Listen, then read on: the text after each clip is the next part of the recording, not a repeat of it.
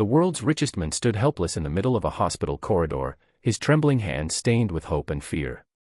Monitors beeped behind the glass wall where his only daughter, Emily, lay motionless, her small frame covered in wires, her once bright smile stolen by fate. 43 of the country's best doctors had come and gone. Each one promised a miracle. Each one failed. And now, as night fell over the city, the powerful CEO who could buy anything realized there was one thing his money couldn't purchase: life. Before we go deeper into this emotional story, if you believe that kindness and second chances can change lives, please take a moment to like, comment, share, and subscribe to Kindness Journal.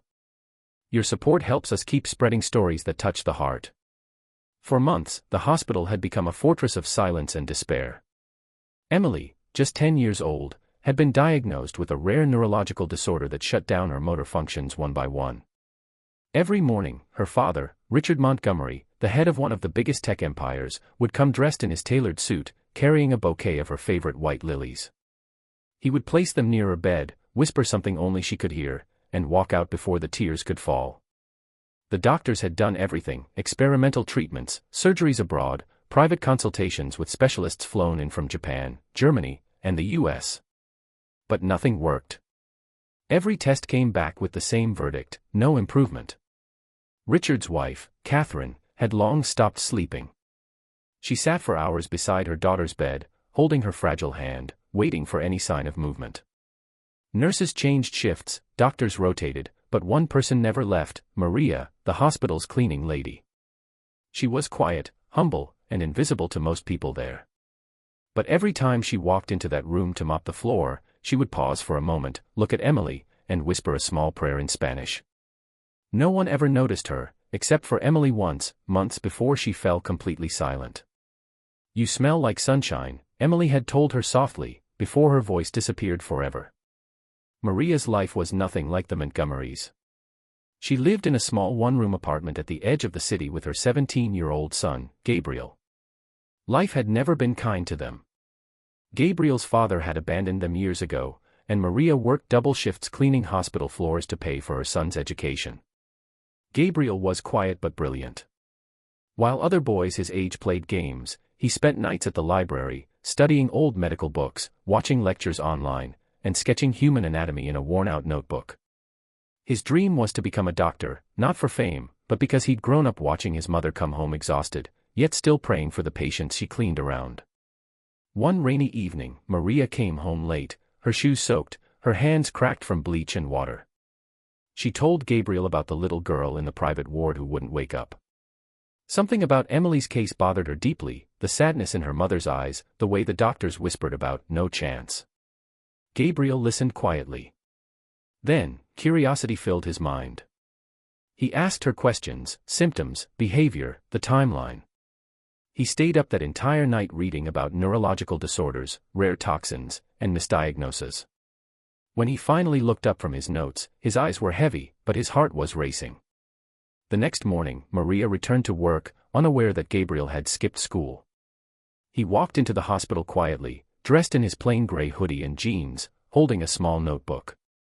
He waited in the cafeteria until the shift change, then walked confidently toward the room where Emily lay. He stopped outside the glass, observing her monitors and the pattern of her shallow breaths. When he saw Maria cleaning near the entrance, he whispered for her to come closer. At first, she panicked. "What are you doing here, Gabriel?" she hissed. But he pleaded softly, explaining he might have found something. His mother shook her head. This was madness.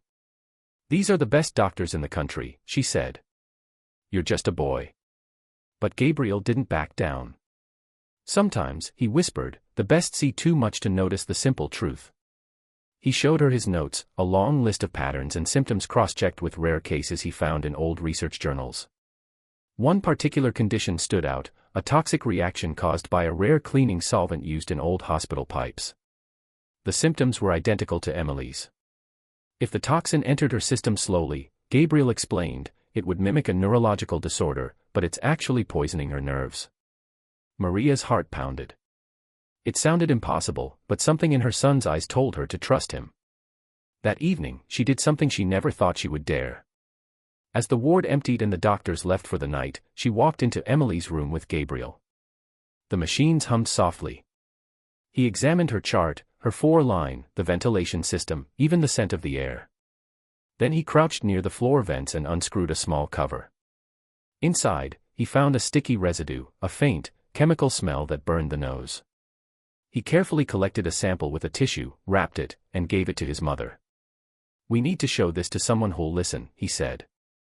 Maria was terrified, but she went to the one person she believed still had a heart beneath all the wealth and power, Richard Montgomery himself.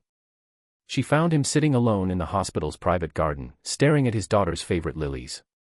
When she approached him, he looked up coldly, thinking she was there to clean. But when Maria spoke, her voice shaking, her eyes wet, something in her desperation pierced through his wall of grief. She handed him the tissue and Gabriel's notes, explaining what her son believed. At first, Richard didn't believe a word. But when he read the detailed analysis written in Gabriel's neat handwriting, something about the logic caught his attention. The next morning, he demanded an independent test. To everyone's shock, the results came back positive. The air vents in Emily's room contained trace amounts of a neurotoxic cleaning agent that had been leaking into the air for months. The cause of her illness had been right there, in the very hospital meant to save her. Richard's voice trembled with rage and disbelief. The doctors stood speechless. A full investigation followed, and the hospital management was thrown into chaos. But for Richard, none of it mattered. The only thing that did was saving his daughter. With Gabriel's guidance and a detoxification treatment plan designed by a medical team he personally assembled, Emily's condition slowly began to change. Her heart rate stabilized, her color returned, and within weeks, she opened her eyes for the first time in nearly 6 months. Catherine screamed with joy, collapsing beside her daughter's bed. Tears streamed down her face as she whispered Emily's name over and over. The little girl blinked weakly, confused but alive. And when Richard entered the room, Emily's first words broke every heart present. "Daddy, the Sunshine Lady prayed for me." The next day, the story spread like wildfire across the hospital. Reporters arrived, staff whispered in hallways, and the cleaning lady who had once been invisible became the center of attention. But Maria didn't care about the attention. All she wanted was to see Emily smile again, and to hold her son, who had done what 43 doctors could not. Richard invited Maria and Gabriel to his office, the same place where he had signed billion-dollar deals and broken companies in a heartbeat. But that day, his voice was softer than it had ever been. He thanked them, not as a CEO, but as a father. "I owe you my daughter's life," he said. Gabriel shook his head humbly. "You owe it to love," he replied quietly. "That's what saved her." Weeks later, the hospital held a small ceremony to honor Gabriel. He was offered a full scholarship to medical school, fully funded by the Montgomery Foundation. Maria's eyes filled with tears as she watched her son stand on that stage, holding his certificate, the same hands that once held a mop now destined to hold a stethoscope. Emily recovered slowly but surely. She started walking again, her laughter echoing through the halls that once heard only the beeping of machines. Every time Maria cleaned her room, Emily would insist on helping. "I want to be like you," she said once, smiling up at her. Maria smiled back. "No, me Nina. You'll be something greater." And Gabriel. He went on to become a doctor years later, a doctor known not just for his intelligence but for his heart. He never forgot where he came from, or the night he looked into a hospital vent and found the truth hidden in plain sight. He would often say to his patients, "Miracles aren't made by money or medicine alone. Sometimes, they're born from compassion." Before we end this story, if this journey of kindness, courage, and faith touched your heart, please like, share, and subscribe to Kindness Journal. Your one click helps us keep telling stories that remind the world, no act of love is ever too small. Speech balloon special request, comment below, "I believe in kindness," if this story made you feel something real today. As for Richard Montgomery, the man who once believed power could buy anything, he learned that life's greatest gift came not from fortune or fame, but from a mother's prayer and a boy's heart. Because sometimes, the brightest miracles come from the humblest hands.